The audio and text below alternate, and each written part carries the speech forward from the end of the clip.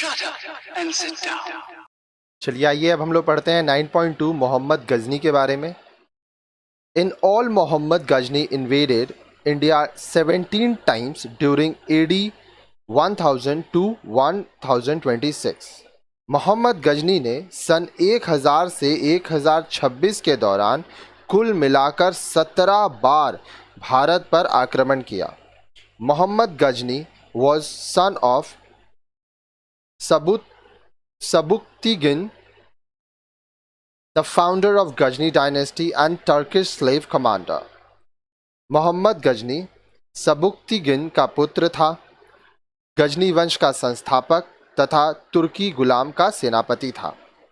आगे देखिए। Mohammad Ghazni first encountered the Hindu Shahi ruler Jaipal in AD 1001। Mohammad Ghazni ने भारत में पहला युद्ध 1001 ईस्वी में हिंदू शाही शासक जयपाल के विरुद्ध लड़ा। In the years AD 1004 to 1006 Mohammad Ghazni attacked the rulers of Multan.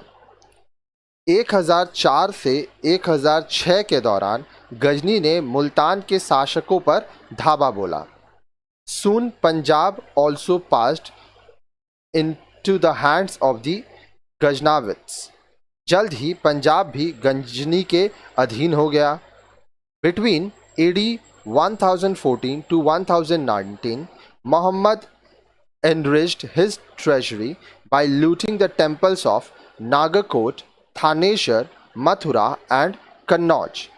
1014 से 1019 के बीच गजनी ने नगरकोट, थानेश्वर, मथुरा और कन्नौज के मंदिरों को लूटकर अपने खजाने को और भी बढ़ा लिया।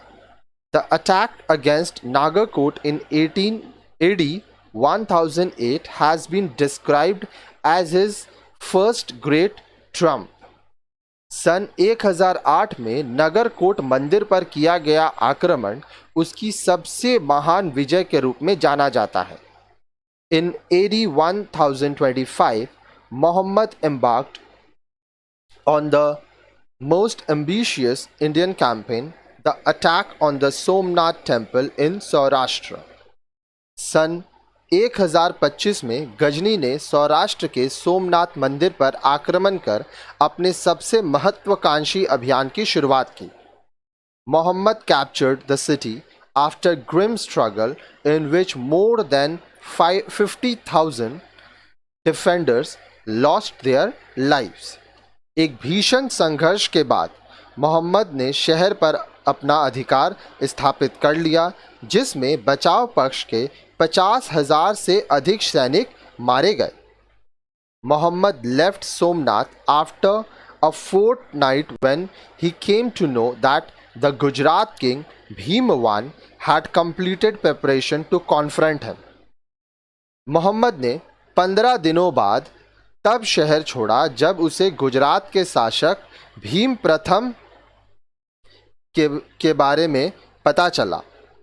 उसे यह पता चला कि भीम प्रथम द्वारा अपने विरुद्ध की जा रही युद्ध की तैयारियों की जानकारी मिली। His attacks on India were an attempt to fulfill his ambitions to make Ghazni the formidable power in the politics of Central Asia। अब देखिए आगे बोल रहा है, भारत पर किए गए उसके आक्रमणों का मुख्य उद्देश्य मध्य एशिया की राजनीति में अपनी महत्ता स्थापित करना था। Muhammad's raids into India were only to acquire the famous wealth of India। Bharat पर किए गए हमले सिर्फ भारत की दौलत को हथियाने के लिए ही किए गए थे। This wealth would help him to consolidate his vast rule in Central Asia। इस संपदा से मध्य एशिया में उसके विशाल साम्राज्य को संगठित करने में मदद मिलनी थी।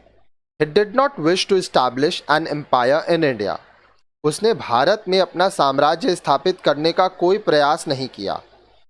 The Ghaznavids had their control on parts of Punjab and Sindh which continued till 1135।